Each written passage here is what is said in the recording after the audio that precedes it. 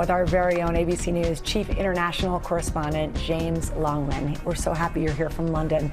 We're used to seeing him report from all over the world, but this morning he's here to talk about something very personal. It's his new book. It's called The Inherited Mind. It's about his own family's history. So glad you're here with us. I just finished the book. I could not put it down. I could hear you. As I was reading it, I could hear your voice sharing this deeply personal story. Yeah, look, I mean, basically, my father had schizophrenia. He sadly ended his life. His brother had schizophrenia. My grandfather also ended his life. My mother has clinical depression, and I've had deep sadness. So I know that's a lot for this time in the morning, right? But the point of the book is to give people hope. That's what this is about. And it does. There's so much shame associated with these issues, and the idea is to punch through that shame and to tell people that there is a path forward. You know, it's a bit of a mystery. I was unraveling who he was. When someone ends their life, it's the only thing anyone kind of remembers, and that defines them. So much was kept from me. There was so much secrecy. So it's a journey of finding him and who he was away from that illness as well. I mean, I tracked down people from his life. We found 120 pages of medical records. I found his carers who'd written in the notes. I found a woman who looked after him. She lives 20 minutes away from me. She comes over to my house and she just hugged me on my doorstep. And it was just these, you know, when someone dies by suicide, it's like a bomb going off. It kills the person, it injures everybody else. And the book, I hope, tries to heal some of those relationships. One of the other ways you try to punch through that shame, to use your words, is by doing a deep dive into genetics. Yeah. I wanted to understand what's going on a molecular level, on like a scientific kind of chemical level. What is going on in the genetics? Because it's important.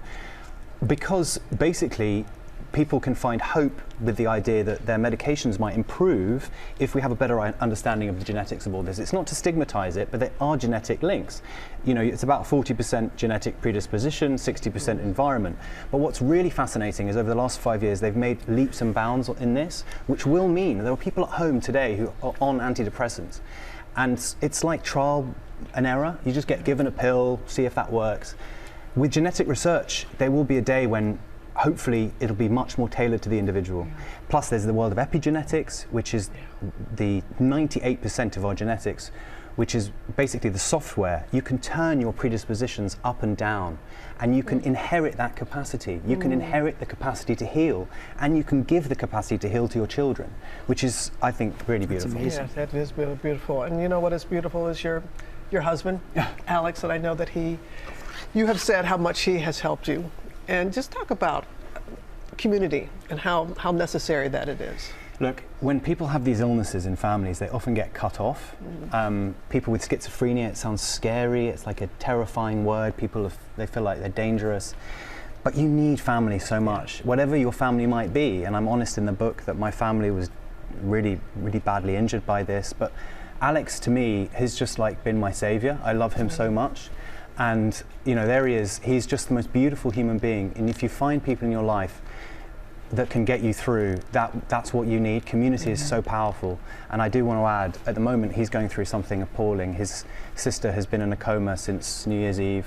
She's got a really bad infection.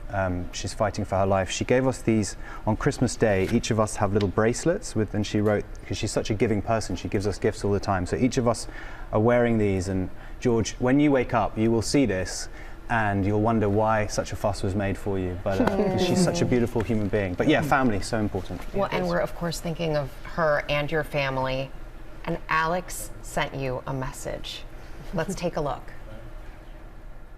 As I can't be there in New York with you this week, I just wanted to send you a quick video message and say how proud me and all of our family are of you, everything you've achieved, and this momentous and important piece of work you have created. I can't wait for everyone to read the book and to fall in love with you the way I did 8 years ago. So I love you, I'm really proud of you, and I can't wait to see you soon. He's just really a special person. And, you know, without him, you know, I wouldn't be doing any of this. You know, I didn't become a journalist to depress people. I became a journalist to give people hope, and that's what the book's about. It really does. Yeah, it does just that. It really and does. Everybody, talk about a journalist. I mean, the deep dive that you take, and I know that you're not a scientist. You make it very clear in the book. It was not your favorite subject, but you nail it. You nail Thank it, you. and you really unlock a lot of secrets, and you're going to help so many people. Thank And you. it's just an Congratulations. incredible Yes, story. congratulations. Thank you. Thank I you hope so much. everybody will read it. It is called The Inherited Mind, and it is out tomorrow. Congratulations, Thanks, James. guys. Thanks so much.